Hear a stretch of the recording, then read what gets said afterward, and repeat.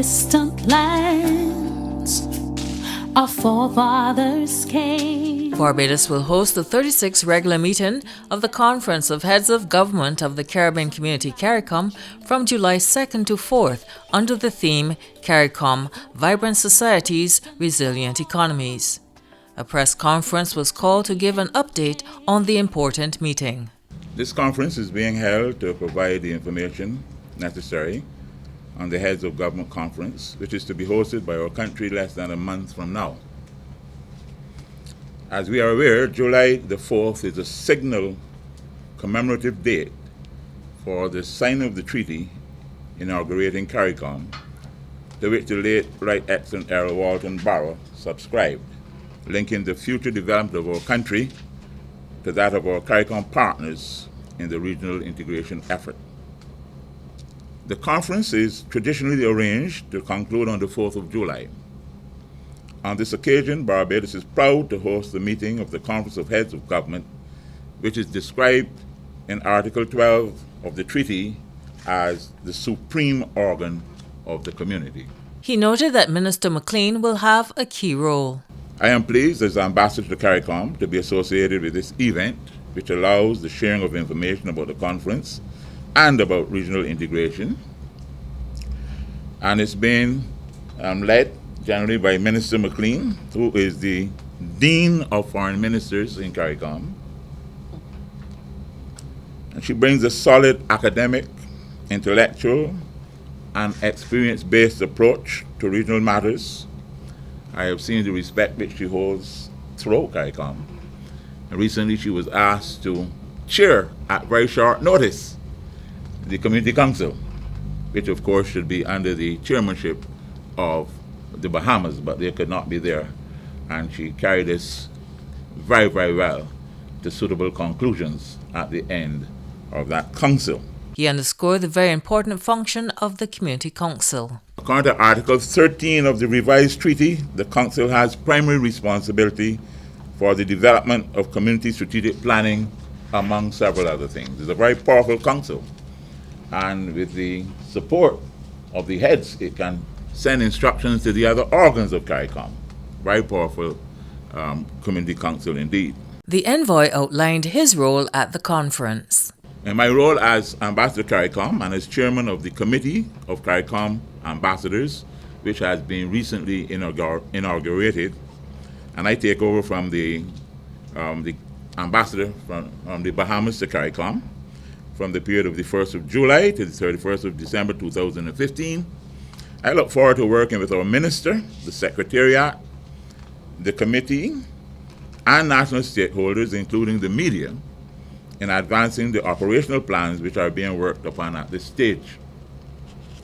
One of the major priorities of the plan is that of strengthening the CARICOM identity and spirit of community, with the goal of intensifying the promotion of the CARICOM identity, which binds the people of the member states together and engenders a sustained sense of belonging. Minister of Foreign Affairs, Senator Maxine McLean, addressed the media and outlined what the summit will entail.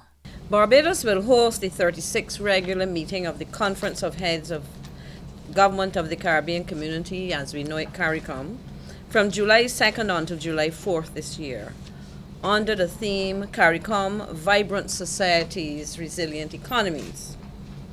It is expected that the conference will host a number of distinguished special guests during the period, including United Nations Secretary General, His Excellency Ban Ki-moon, the President of Panama, His Excellency Juan Carlos Varela, and outgoing Commonwealth Secretary General, His Excellency Kamala Sharma.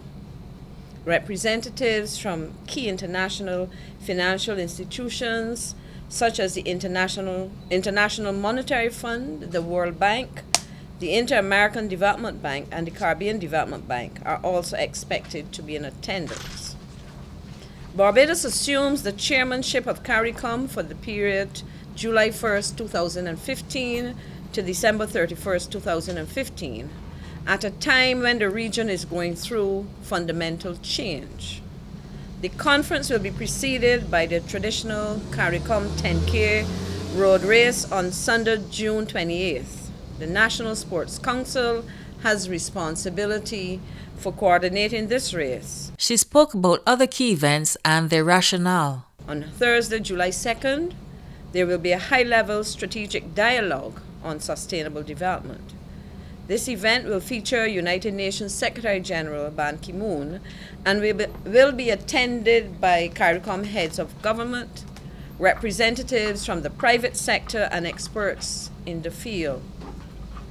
The purpose of the dialogue, of course, is to share with the United Nations Secretary General ideas and concerns about Caribbean development.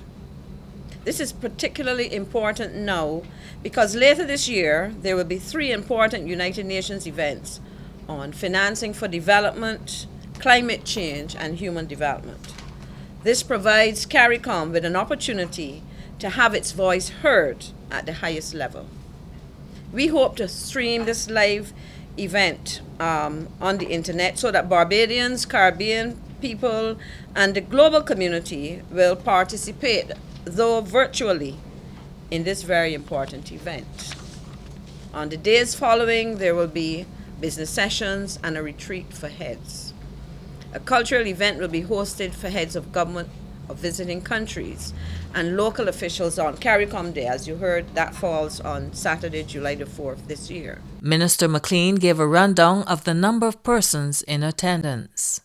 15 CARICOM heads of state and the heads of 5 associated states and their delegations, a total of more than 150 persons, will deliberate on a range of items of importance to the region during the meeting. She explained what heads of government would be considering during their talks. I can say that prime ministers will be taking a number of critical decisions on the implementation of the CARICOM single market and economy, CARICOM's position in several international negotiations, including those related to climate change, scheduled to take place at the end of this year in Paris. Over the next few weeks, Barbados' relationship with CARICOM and the many aspects of the work of CARICOM will be highlighted. While my ministry, the Ministry of Foreign Affairs and Foreign Trade, is responsible for CARICOM affairs, the conference is at the level of heads of government and will be chaired by the Prime Minister, the Right Honourable Frundle Stewart, QC MP. As you may be aware, Prime Minister Stewart has responsibility in the CARICOM quasi-cabinet for CSME affairs, and Barbados also chairs the CARICOM Commission on the Economy, headed by Senator Darcy Boyce. Furthermore, Prime Minister Stewart chairs the Prime Ministerial Subcommittee on Reparations. He was the spokesman on competitiveness for the CARICOM group during the recent meeting between CARICOM and the United States President Barack Obama. The theme Barbados has chosen for this period of chairmanship of the community is Vibrant Societies, Resilient Economies. You see that as at Prime Minister Stewart's insistence, we are seeking to achieve a balance between the purely economic and the more societal dimensions of the community's work. She gave some background about the summit. You should know that the meetings of the conference follow an alphabetical schedule, and each country chairs the CARICOM grouping for a 6-month period. The incoming chair serves on the Bureau for 6 months before assuming office, and then serves as an outgoing member of the Bureau for 6 months after assuming office. In fact, the last time that a CARICOM Heads of Government conference was held in Barbados was 8 years ago in 2007. In light of this important conference, Barbados will be on show, and it is anticipated that several local, regional, and international media will be in Barbados to cover the conference. The island will be decorated for this important event. Barbadians and visitors alike can look forward to seeing the island, quote-unquote, dressed up for the event in the form of posters, banners, signs, and so on at strategic points along the route of the conference, from Grantley Adams International Airport to the Hilton. There will also be posters of heads of government at selected roundabouts and other locations. Business houses are therefore also encouraged to get into the spirit of CARICOM by using their many show windows to promote the conference with the flags of Barbados and the region and other interesting displays. Following her statement, the Foreign Minister fielded questions from the media about what important issues will be discussed. If you were to look at the statistics, and I didn't work with statistics, but I like to use hard facts. But if you look at the statistics, you will see that given the numbers moving, for example, I can hazard a guess that if across the member states of CARICOM, you're talking about movement in any one year of a couple 100,000 citizens in terms of entries and exits. And if you look at indicators of what you may call difficulties, whether it's persons being deported, and of course you're deported for things like crime and so on. But if you look at the statistics, you'll find that a very small fraction of persons, and sometimes only in the double digits, find themselves facing those things. As a collection of small states, we use small island development states, notwithstanding the membership of Belize, Guyana, and Suriname, which are not island states, but are considered in the broad definition of states to be part of that. The Foreign Minister noted that officials attend meetings to articulate government's position and ascertain the views of other member states. We in the region have, over the years, not only represented numbers being important in the context of multilateral entities where countries seek to represent or be represented or chosen to sit on critical bodies, whether it is the UN Security Council, the IMO, maritime organizations, ILO, etc.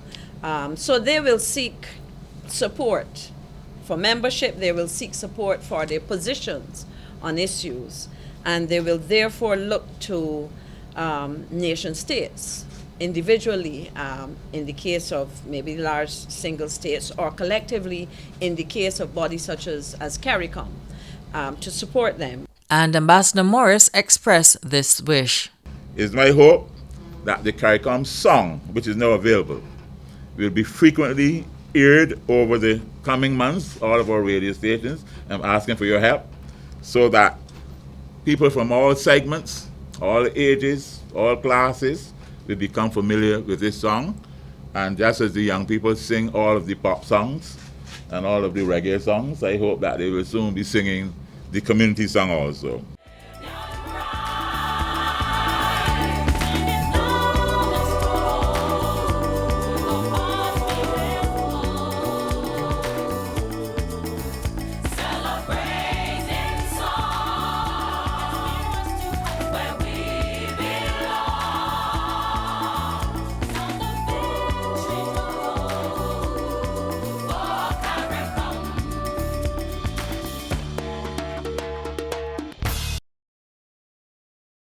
We welcome your feedback on our programs. You may email your comments to bgisfeedback@barbados.gov.bb. You may also view our website at www.gisbarbados.gov.bb or subscribe to our YouTube channel, the BGIS. Tune in and watch programs produced by the Barbados Government Information Service Sundays at 7:30 p.m., Mondays at 8 p.m., and Thursdays at 8:30 p.m.